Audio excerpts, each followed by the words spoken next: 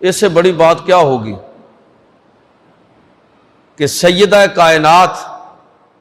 حضرت فاطمہ الزہرا رضی اللہ تعالی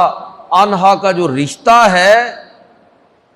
اس کے لیے حضرت علی کو قائل کرنے والے ابو بکر ہیں اور عمر فاروق رضی اللہ تعالیٰ عنہ ہیں۔ جب دیکھا نا کہ نبی صلی اللہ علیہ وسلم سے سارے لوگوں نے رشتہ طلب کر لیا ہے اور حضور صلی اللہ علیہ وسلم کسی کے جواب کو بھی آپ نے قبول نہیں فرمایا، کسی کی چاہت کو آپ نے خاموشی اختیار فرمائی ہے، بہت سارے لوگوں نے چاہا کہ حضرت فاطمہ کا رشتہ ان کے لیے مل جائے، ان کی اولاد کے لیے، ان کے خاندان میں ہو جائے، اس لیے کہ اس سے بڑی اعزاز اور عزت کی اور کیا بات ہو سکتی تھی کہ نبی صلی اللہ علیہ وسلم کے ساتھ حسب و نسب اور سحر کا رشتہ قائم ہو جائے، لیکن نبی صلی اللہ علیہ وسلم خاموش رہے۔ تو ایک دن حضرات شیخین حضرت ابو بکر اور عمر رضی اللہ تعالیٰ عنہما انہوں نے آپس میں بات کی کہ حضور سے سبھی نے رشتہ مانگ لیا ہے، اب کوئی قابل ذکر آدمی ایسا نہیں رہا کہ جس نے نبی صلی اللہ علیہ وسلم سے رشتہ مانگنا ہو، لیکن حضور کسی کو بھی آپ نے ہاں نہیں کی۔ لگتا ہے کہ اللہ کے نبی علی کے سوال کا انتظار کر رہے ہیں، چنانچہ یہ گئے دونوں حضرت علی کے پاس، جناب ابو بکر صدیق اور حضرت عمر فاروق رضی اللہ تعالیٰ، کہ آپ حضور صلی اللہ علیہ وسلم سے رشتہ طلب کریں فاطمہ کا۔ وہ کہنے لگے کہ میں کس طرح طلب کر سکتا ہوں، میرا تو گھر ہی نہیں ہے،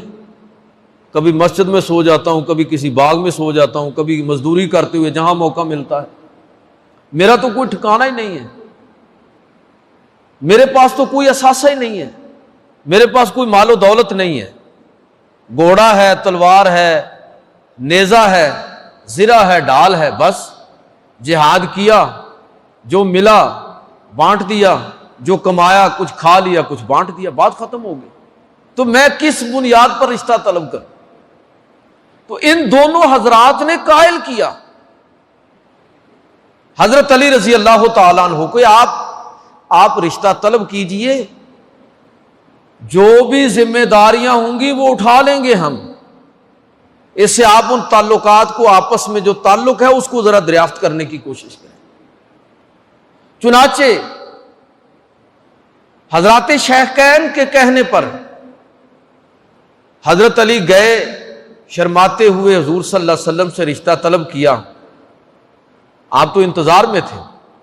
اور آپ صلی اللہ علیہ وسلم نے قبول فرما لیا۔ اب جو آگے کے مراحل تھے وہ سارے کے سارے کس نے، یعنی رشتہ طے کرنے اور کروانے میں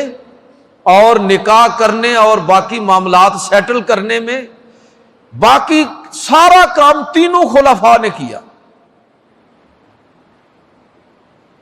پاس کچھ نہیں ہے۔ عثمان غنی رضی اللہ تعالیٰ عنہ فرما رہے ہیں کہ جو پاس ہے وہ بتائیے کیا ہے، ڈال ہے، زرہ ہے، چلو یہ بیچ دو مجھے، 400 یا 800 درہم میں وہ ڈال اور زرہ خرید لی۔ جب رقم انہوں نے وصول کر لی تو پھر یہ دونوں چیزیں حضرت علی کی خدمت میں بطور تحفہ پیش کر دی۔ اب وہی رقم ہے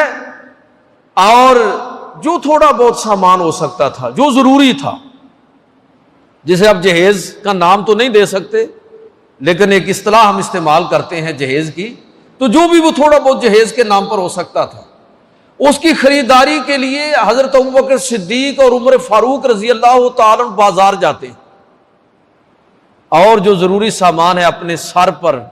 اپنے کندھوں پر، اپنی پشت پر اٹھا کے حضور صلی اللہ علیہ وسلم کی بارگاہ میں پیش کرتے ہیں۔ ولیمے کا انتظام اسی رقم کے ساتھ ہوتا ہے، اور اس سے بھی آگے دلچسپ بات یہ ہے کہ جب یہ نکاح کی مجلس منعقد ہوتی ہے تو اس نکاح کے گواہوں کے طور پر جن دو ہستیوں کے نام لکھے گئے وہ ابو بکر صدیق ہیں اور عمر فاروق رضی اللہ تعالیٰ۔ اور میں عرض کروں گا کہ یہ تعلق پوری زندگی عقیدتوں محبتوں پر مشتمل رہا۔